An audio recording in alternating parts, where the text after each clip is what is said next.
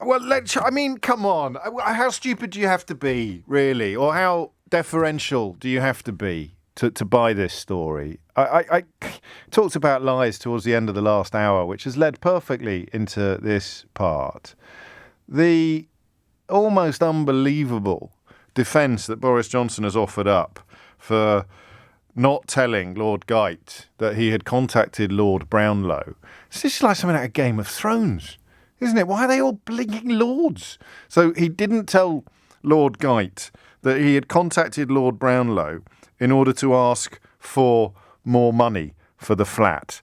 And that was an egregious error. That was a grave offence. But Lord Geit, I think, has felt that he has little choice to accept that he forgot.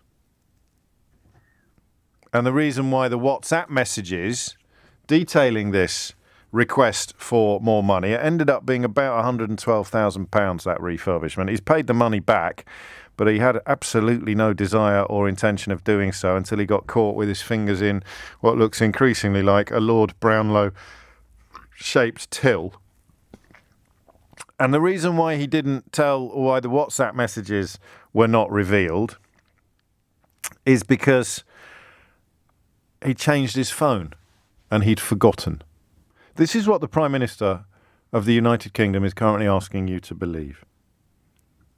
He didn't disclose the WhatsApp messages asking Lord Brownlow for more money because he had changed his phone for security reasons and did not, I'm quoting now, did not recall the message exchange. We need more than a ding, Keith, don't we? That's what the Prime Minister of these islands is asking you to believe today.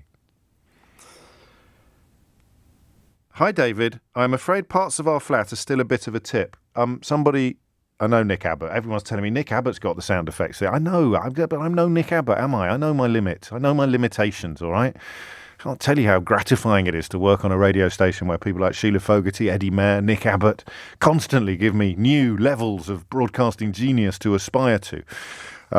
Luckily, there's a few behind me, but we won't mention any names. However, I find myself reading this text exchange between Boris Johnson and Lord Brownlow, and then reflecting upon the idea that he's asking you to believe he'd forgotten all about it, and actually wondering whether I can cobble a phone in together out of this. Because who's going to ring me and say I believe him? Who can put their hand on their heart and say, I often forget about requests for tens of thousands of pounds to decorate my home, James. I think it's perfectly feasible. And also, if I texted Keith asking him for 50 grand to tart my flat up and then I changed my phone, of course I'd immediately forget that I'd ever asked Keith for £50,000 to tart my flat up. It's not as if I walk into it every single day and see the decorations and therefore have a little thought process which involves the identity of the person that I asked for the money to pay for the decorations that I wake up looking at every day. Yeah, if you asked somebody for some money to buy something in Ulaanbaatar that you then promptly forgot existed, I could almost begin to believe that you forgot who you'd asked for the money. But you wake up in the morning, you walk into your bathroom, you open a cabinet that Lord Brownlow has paid for, but you've forgotten asking Lord Brownlow for the money to pay for your bathroom cabinet. You walk into the kitchen and there's some tiles on the wall, probably about 10 grand a piece, going by the cost of the overall refurbishment. There's some tiles on the wall in the kitchen, which you walk past every day. You put the kettle on. The kettle was probably paid for by Lord Brownlow, but you completely forgotten that you ever asked Lord Brownlow for any money to pay for the refurbishment of the flat because, you've got a new phone. Why have you got a new phone? Because you're such a lemon that you forgot or overlooked the fact that you'd left your personal phone number on a publicly accessible internet site that only got found out, dating back to your days as the Mayor of London, that only got found out as a result of some journalism after you'd become Prime Minister. I mean it. I know you don't always believe me.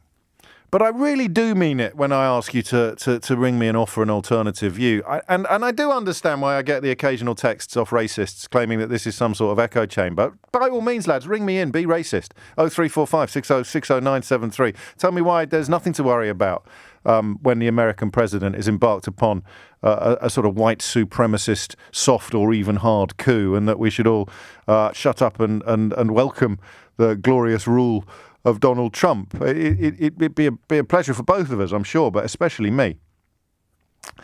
So, is there any way on earth that you could believe Boris Johnson today? And that, again, is a ding, ding, ding, ding, ding question, isn't it? Ding, ding, ding, ding, ding, ding, ding. Is there any way on earth that you can believe that Boris Johnson asked Lord Brownlow for tens of thousands of pounds to tart his flat up and forgot about it? What did he think? What happened? Was it delivered by a stork? This chunk of change? Did it arrive unprompted through his letterbox? Did he think that Carrie Simons bought a scratch card? Where did he think the money had come from? And remember, it's money that he sees the fruits of every single time he has his eyes open in his own home. It's not money that has been spent on, I don't know, free school meals for the poorest children in the country, which you could forgive him for having forgotten about. It's not money that's been spent on a nuclear submarine moored somewhere off the coast of Scotland, which you could forgive him for temporarily forgetting about the existence of. It's not money that's been spent on something on the other side of London, like a cable car or an invisible bridge. It's not money that is in any way forgettable. It's money that's been spent on every single thing he sees when he spends time in his own home with his eyes open. I'm going to say that several times in the course of the next few minutes. It's already 11:15. How did that happen? This is money spent on every single thing he sees when he spends any time at all in his own home with his eyes open. But he's asking you to believe that he forgot about asking someone for that money.